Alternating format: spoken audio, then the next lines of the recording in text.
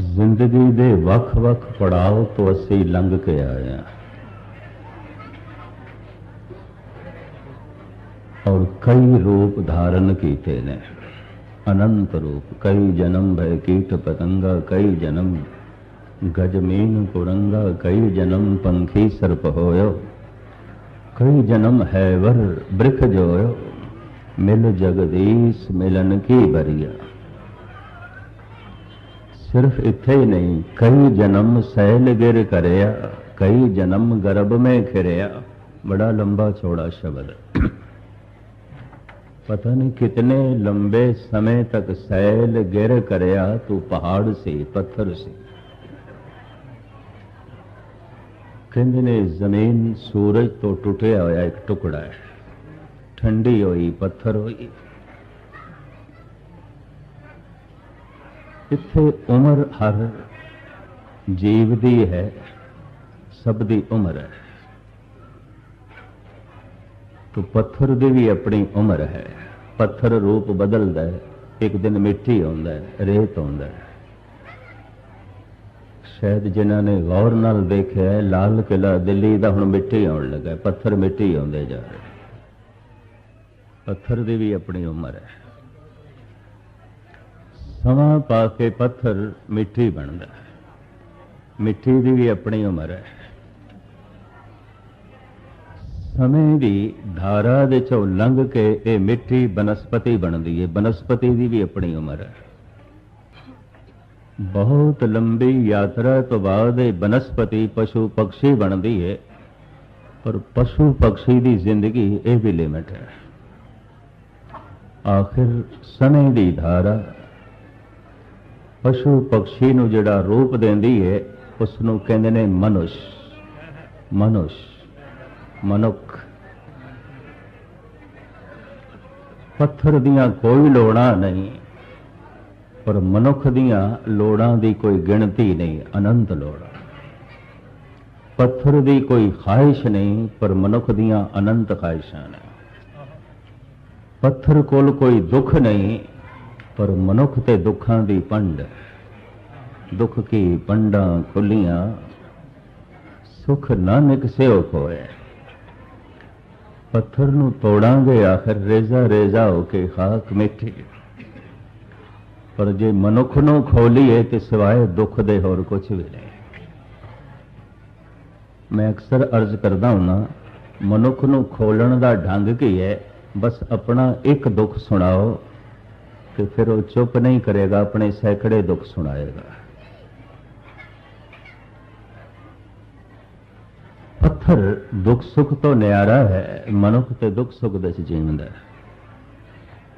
पत्थर खुशी गमी तो न्यारा है, मनुख ते कदी खुश है कदी गमगीन है। पत्थर दियां कोई लोड़ां नहीं, मनुख दियां अनंत लोड़ां ने। पत्थर लंबी यात्रा तो बाद बनस्पति बनया। बनस्पति थोड़ी जागी तो उसदियां लोड़ां भी थोड़ियां, उन्होंने प्यास लगती है, पानी चाहिए। सर्दी गर्मी तो मुतासर होंदी है, लमकावा ना। फिर होर अगे पशु पक्षी ज्यादा जाग गए, दुख सुख भी ज्यादा महसूस करने लग पे, लोड़ां भी कुछ ज्यादा हो गई, प्यास दे नाल नाल भुख भी पैदा हुई। पर मनुख भुख प्यास दे नाल नाल लखां तरह दीयां ख्वाहिशां पैदा हुई, कामनावां पैदा हुई, इच्छावां पैदा हुई। बहादुर शाह जफर कहता है, उमरे दराज मांग कर लाए थे 4 दिन। बड़ी लंबी उम्र में खुदा तो लेके आया। उमरे दराज मांग कर लाए थे 4 दिन, 2 आरज़ू में कट गई 2 इंतजार में। 4 दिन दी मैं लंबी जिंदगी लेके आया, 2 दिन लंघ गए आरज़ू करदियां, इच्छावां करदियां, कामनावां करदियां। ते 2 दिन लंघ गए उड़ीक करदियां, इच्छा अज पूरी होवेगी, कल पूरी होवेगी, अज पूरी होवेगी, कल पूरी होवेगी। जिंदगी गई। कदी जीवन का मुताला करिए, किसी वक्त ख्वाहिशां चलदियां, किसी वक्त बड़ी होंदी है ख्वाहिश कदों पूरी होवे। कदों पूरी हो। अद्धी जिंदगी लंघ गई ख्वाहिशां कर दे, अद्धा जीवन लंघिया उड़ीक कर दें। ख्वाहिश अज पूरी होवेगी, कल पूरी होवेगी, अज पूरी होवेगी, कल पूरी होवेगी। ख्वाहिशां का लंबा चौड़ा विस्तार मैं ना बयान करा। मनुख दुखी है, पत्थर दुख सुख तो न्यारा है। मनुख तो दुख सुख दे जींदा है। दुख सुख कर तो जन्म पुन मुआ। कभी हसदा पे फिर रो रहा है, प्रसन्नचित बैठा है फिर उदास है, दुखी है। लंबी यात्रा तो बाद और पता नहीं लखां साल ने कि अरबां खरबां साल ने, क्योंकि समा नहीं सी। समा चलिया सूरज दे नाल। ते गुरबाणी कहती है साड़ी यात्रा बहुत लंबी है, बहुत लंबी है। फिर इसनों इस वक्त मैं नहीं लेना। अस्थूल रूप जो बने पत्थर कि फिर इस धरती दे जो सिरमौर रूप बनया इस तो अगे नहीं, वो है मनुख। सब कुछ मनुख तो थले है। इसनों भी जफर इंज कहता है, बनाया ए जफर खालिक ने कब इंसान से बढ़कर। मलिक को, देव को, जिन को, परी को, हूरे गिलमा को। मनुख सिरमौर है पर जौन तेरी पनहारी। इस धरती में तेरी सिकदारी। अशरफुल मखलूकात सिरमौर सरदार। परमात्मा एक शक्ति है, तो जो कुछ आया है परमात्मा तो आया है, तो मनुख भी शक्ति है। मनुख कोल प्रथम ते इंद्रियां दी शक्ति है। वेखना एक शक्ति है, वेखना एक रस है। सुनना एक शक्ति है, सुनना एक रस है। बोलना एक शक्ति है, पर रसना एक रस है। नासिका एक शक्ति है और नासिका सुगंध एक रस है। खलड़ी भी एक शक्ति है, खलड़ी एक रस है।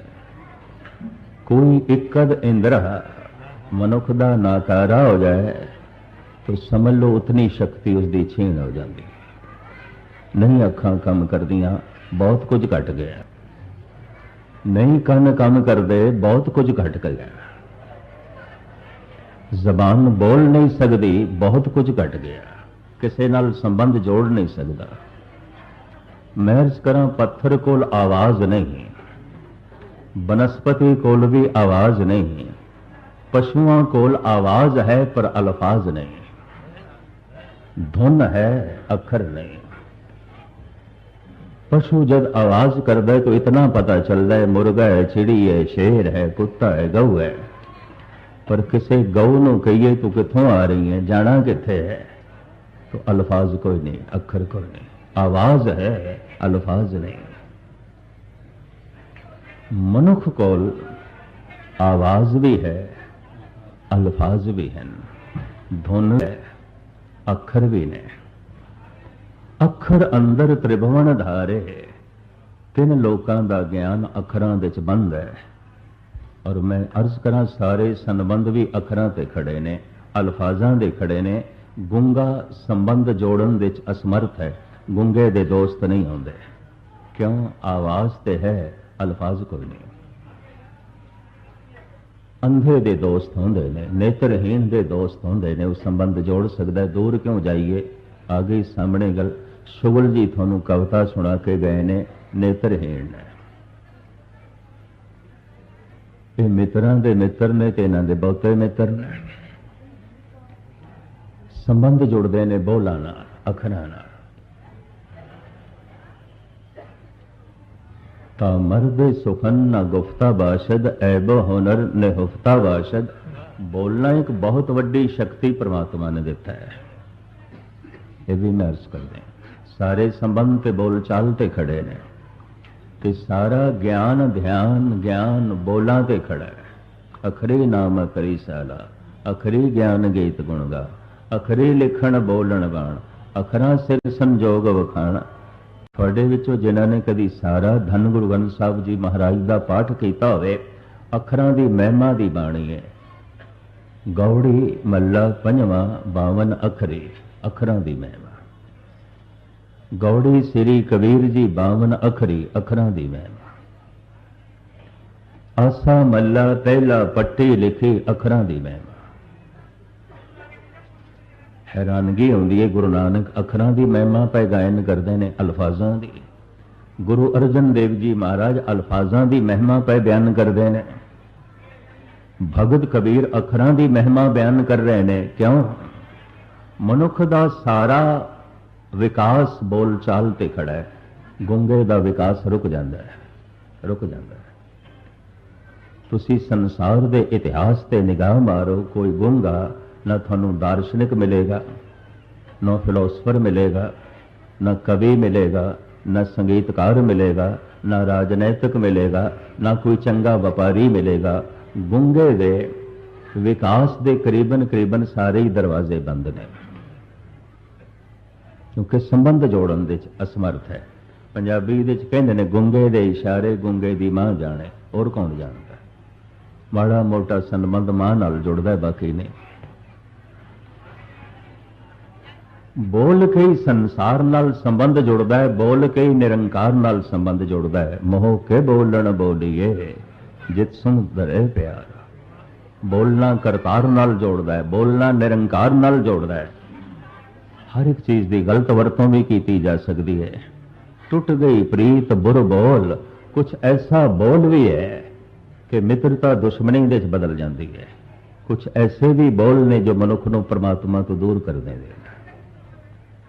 पर हैं ऐसे कुछ बोल मनुख को परमात्मा का रूप बना देंगे।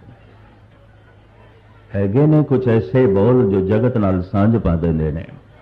पत्थर कोल आवाज नहीं, अल्फाज नहीं, बनस्पति कोल भी नहीं, पशु कोल आवाज ते है, अल्फाज नहीं ने। मनुख दे कोल आवाज भी है, अल्फाज भी ने, धुन भी है, अखर भी ने। तो इस तरीके दे नाल जबान एक बहुत वड्डी शक्ति परमात्मा ने दी है। अखां एक बहुत वड्डी शक्ति ने, कन बहुत वड्डी शक्ति है, रस भी ने, शक्ति भी है। तो हुण सारे भगत कहंदे ने इन्हां इंद्रियां दी शक्ति दे नाल असीं परमात्मा नूं नहीं समझ सकते। भावें अखां महान शक्ति ने, नहीं वेख सकदियां। जबान महान शक्ति है, पूरा नहीं कथन कर सकती, नहीं कथन कर सकती। इस वास्ते कह देंगे ने, कहो कबीर गूंगे गुड़ खाया, पूछे तो क्या कहिए। बिसम बिसम बिस्मे ही बही है, लाल गुलाल रंगारे, कहो नानक संतन रस आइए। ज्यों चाक गूंगा मुस्कारे। परमात्मा अकथ है, पूरा सुन नहीं सकते, पूरा वेख नहीं सकते।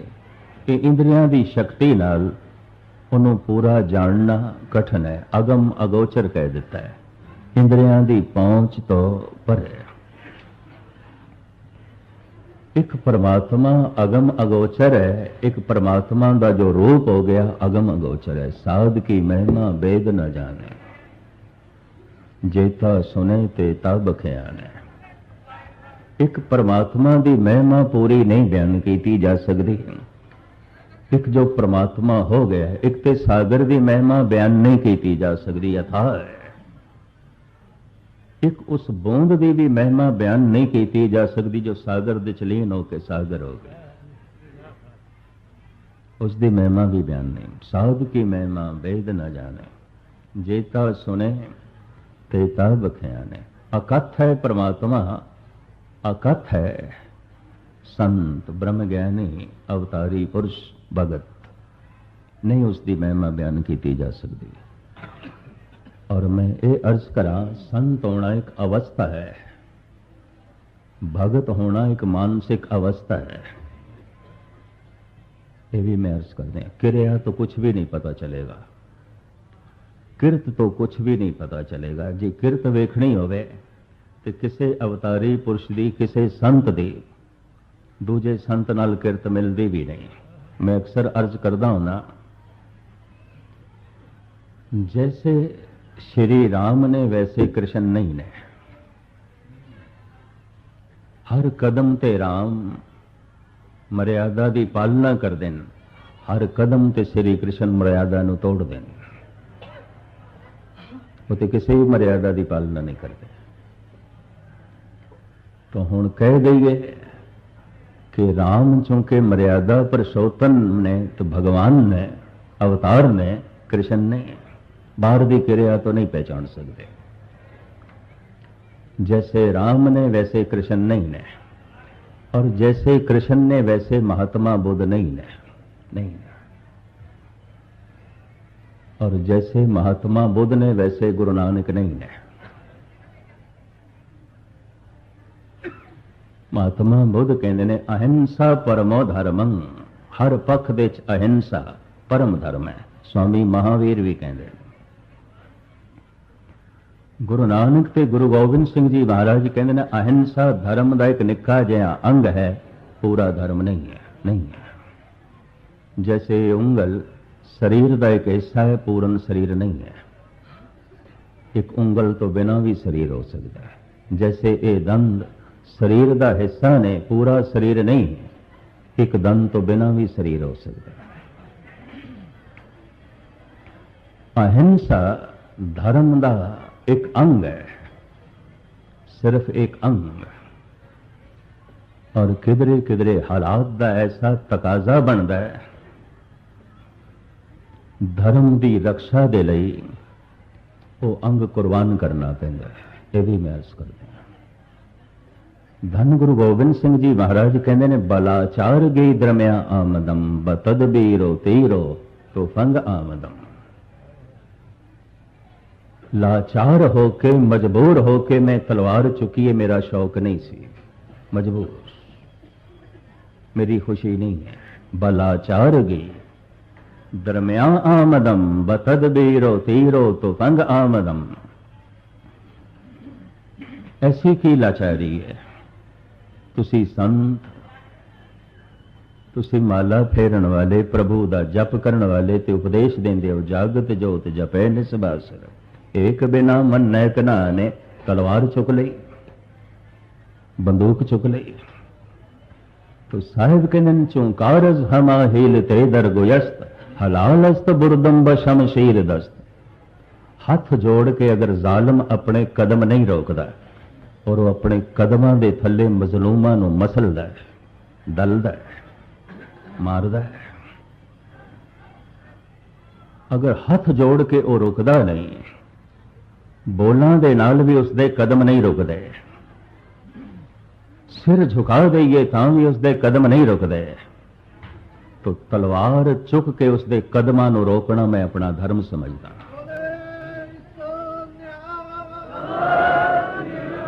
चूकारज हमा हेल ते दर गुयस्त, हलालस्त बुर्रम बशमशीर दस्त। मैं इसनूं हलाल समझदा। हलाल तो मुराद इसनूं मैं धर्म समझदा, जायज समझदा। उत्थे मैं कोई अहिंसा की पालना नहीं करता, मैं हिंसा करांगा, मैं हिंसा करांगा। ऐसा असी रोज देखते हैं। एक डॉक्टर सानू कोई दवाई देंदा है, कोई गोली मेडिसन, असी उसनूं खांदे हैं तो रोग दे ते कीटाणु होंदे ने, बेचारे मरदे, उन्हां नूं पलन दईए। वड्डे तो वड्डा अहिंसा का पुजारी भी ते दवाई ते खावेगा, दवाई नाल ते कीटाणु मरदे हैं। ऐसे कीटाणु जो शरीर नूं बेहाल कर देंदे ने, निडाल कर देंदे ने। हैं ऐसे कुछ मनुख जो कौमां लई नरक बन जाते हैं, देश लई नरक बन जाते हैं। दवाई खा के उन्हां कीटाणुआं नूं जो है मिटाना पैंदा है ताकि शरीर बच जाए। शस्त्र चुक के उन्हां जालमां नूं मिटाना पैंदा है ताकि देश बच जाए। कौन बच जाए? भाई साहब, भाई संतोख सिंह जी कहते जे कलगीधर शस्त्र ना चुकदे तो होना की सी, वो रूपरेखा मैं थोड़े सामने रखा। छाए जाति एकता, एक इस्लाम होना सी, दूसरा नहीं। भाई संतोख जिथे जिथे मुकाबला नहीं होया, अफगानिस्तान सारे दा सारा बोधी सी। दुनिया की सब तो वड्डी मूर्ति उच्ची महात्मा बुद्ध दी अफगानिस्तान दे च है, बामियां दे। शायद जो संसार के हालात का मुताला करते रहते हैं उन्होंने पता होगी, पिछले दिनी तालिबान की हुकूमत ने ऐलान किया सी मूर्ति असी तोड़नी है, क्योंकि इस्लाम दे मूर्ति की पूजा नहीं की जाती, और मूर्ति इस्लामी देश देश क्यों है। और दुनिया की सब तो वड्डी मूर्ति, सिर्फ वड्डी नहीं, दुनिया की सब तो खूबसूरत मूर्ति 110 फुट उच्ची है, पहाड़ नू तराश के बनाई गई है। सारे दा सारा अफगानिस्तान बोधी सी, बुद्धिस्ट सी, महात्मा बुद्ध नू मनन वाले सन। जलालाबाद विच एक मंदिर मिले है, एक मिट्टी के टीले दे महात्मा बुद्ध का मंदिर सी, दबिया पिया सी, सोने दी मूर्तियां निकलियां। सारे दा सारा अफगानिस्तान बुद्धिस्ट से, पर अहिंसा परमो धर्म नहीं टिक सके।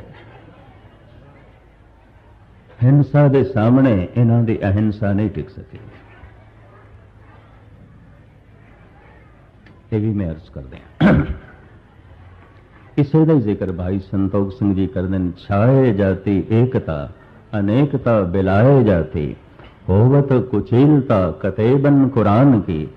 प्यार दे बोलां नाल रावण नहीं मरिया सी, तीर कमान चुकनी पै गई राम नूं। कोई प्यार दे बोलां नाल दुर्योधन खत्म नहीं होया सी, जरासंध खत्म नहीं होया सी, शस्त्र चुकना पै गया श्री कृष्ण नूं। ये तो इतिहास है। भावें जंगल विच रहिंदे ने बैरागी ने, पर अपनी रक्षा लई त्रिशूल चुकना पै गया शिव जी नूं। ये तो असीं देखदे। अहिंसा धर्म का एक निक्का जिहा अंग है, पूरा धर्म नहीं है, नहीं है। अहिंसा परम धर्म के नारे ने 1000 तो ज्यादा इस देश को गुलाम रखे है। और अगर देश अज आज़ादी की हवा विच जी रहा है, ये गुरबानी गुरु गोबिंद सिंह जी की।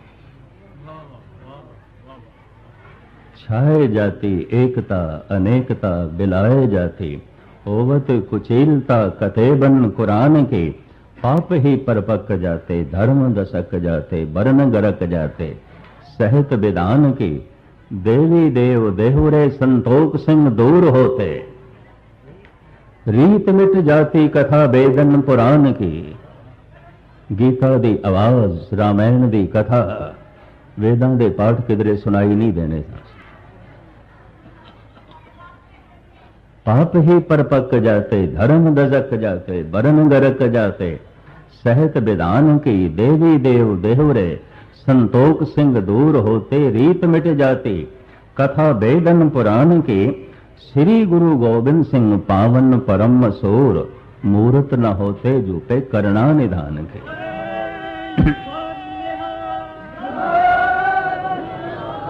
जैसे राम ने वैसे कृष्ण नहीं ने, जैसे कृष्ण ने वैसे महात्मा बुद्ध नहीं ने, जैसे महात्मा बुद्ध ने वैसे गुरु नानक नहीं ने, और जैसे गुरु नानक ने वैसे जो है मोहम्मद साहब नहीं ने, जैसे मोहम्मद साहब ने वैसे हजरत ईसा नहीं ने। कि दूर क्यों जाओ, जैसे भगत कबीर ने रविदास वैसे नहीं ने। ये सारे भगत भी वख-वख ने। जे बाहर की किरिया नूं लाओगे तो कुछ भी पल्ले नहीं पेगा। किसनों साधु आखिए तो किसनों ना, किसनों संत आखिए, किसी की भी किरिया नहीं मिलती। बाहर दी ते कृत किरिया कुछ भी मेल नहीं खाती। तो फैसला किस तरह करोगे, केड़ा ब्रह्म ज्ञान है, केड़ा संत है, केड़ा अवतार है, किस तरह अंदाजा लाओगे। बाहर का पहरावा भी नहीं मिलता। श्री राम के सिर ते ताज भी रखते हैं, कीमती वस्त्र पहनते हैं, पर स्वामी महावीर ते बिल्कुल नंगे घूमते, कोई वस्त्र नहीं। तो हुण फैसला करिए, जिहड़ा नंगा घूमदा पिया है संत है, तो जिसने सिर दे उत्ते ताज पहने हैं हीरे मोतियां नाल जट, ये संत नहीं। बाहर की क्रिया तो कुछ नहीं कर सकते, बाहर की अवस्था तो कुछ भी फैसला नहीं कर सकते, कुछ भी पता नहीं चलेगा, क्योंकि बाहर सब कुछ वख-वख है। संत एक मानसिक अवस्था है। वक्त के मुताबिक माहौल के मुताबिक उसकी क्रिया की हो सकती है, बदल सकती है। जैसे सर्दियों असी होर कपड़े पहनते हैं, गर्मियों होर पहनते हैं। मौसम मजबूर कर देंगे कपड़ियां नूं बदलण ते, हालात मजबूर कर देंगे ने क्रिया नूं बदलण ते, बोलां नूं बदलण ते, हालात मजबूर कर देंगे। औरंगजेब दे एहलकारां ने धन गुरु गोबिंद सिंह जी महाराज नूं आख्या, तुसी संत, तुसी गुरु नानक दी गद्दी दे वारिस वली अल्लाह, ये शोभा नहीं देंदा, तुसी शस्त्र चुके ने, असी थोड़ी सुलह करा देने आ, तुसी चाहते हो थोड़ी सुलह करा दईए। महाराज कहते असी तो सुलह को ना, असी तो हर जगह सुलह चाहते हैं, तो फिर असी सुलह करा दईए। साहब कहने लगे करा दो, एक शर्त है कि तुसी हार मन लो, असी सुलह करा देंगे।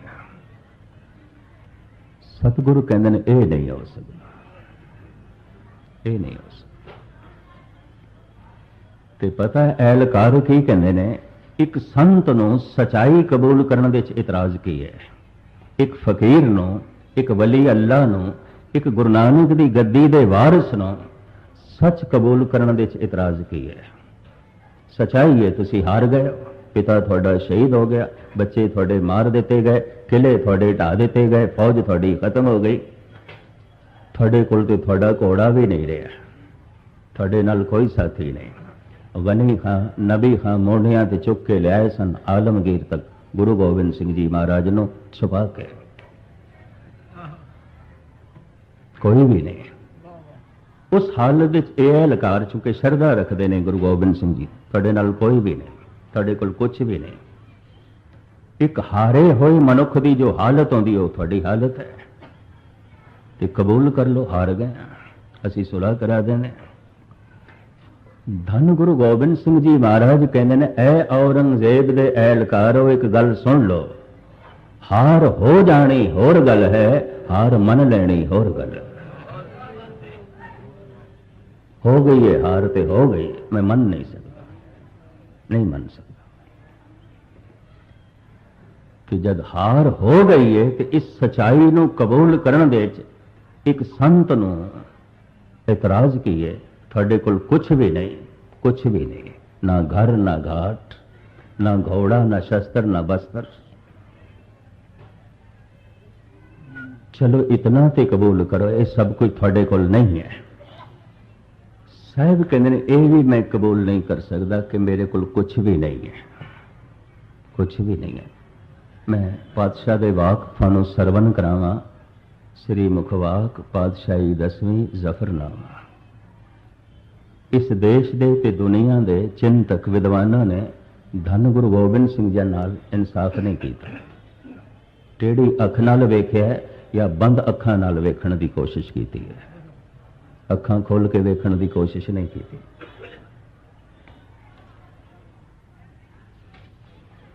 साहब कहते ने ये मैं सुनन नूं राजी नहीं कि मेरे कोल कुछ नहीं। तो एहलकार कहते ने सच्चाई है कुछ भी नहीं, कुछ भी नहीं थोड़े कोल, की है कुछ भी नहीं। साहब कहते ने ये मैं कबूलन नूं तैयार नहीं, तो की है थोड़े कोल? श्री मुखवाक पातशाही 10वीं, ना साजो ना बाजो ना फौजो ना फर्श। ठीक है, मेरे कोल फौज नहीं है, मेरे कोल शस्त्र भी नहीं, मेरे कोल किले भी नहीं, मेरे कोल फौज भी नहीं, मेरे कोल धन भी नहीं, मेरे कोल संपदा भी नहीं, मेरा परिवार भी बिछड़ गया। ना साजो ना बाजो ना फौजो ना फर्श, ये तो सब कुछ मेरे कोल नहीं है, फिर भी मैं कबूल करने नूं तैयार नहीं कि मेरे कोल कुछ भी नहीं है। की है थोड़े कोल? ना साजो ना बाजो ना फौजो ना फर्श, खुदावंद बख्शन दई ऐशो अर्श। मेरे हृदय च खुदा बैठा है, ते जितने चिर तक वो बैठा है मैं हार नहीं मन सकता, तो खुदा दी हार हो जाएगी, मैं नहीं मन सकता, मन सकता, मन सकता, मन सकता, मन सकता, मन सकता।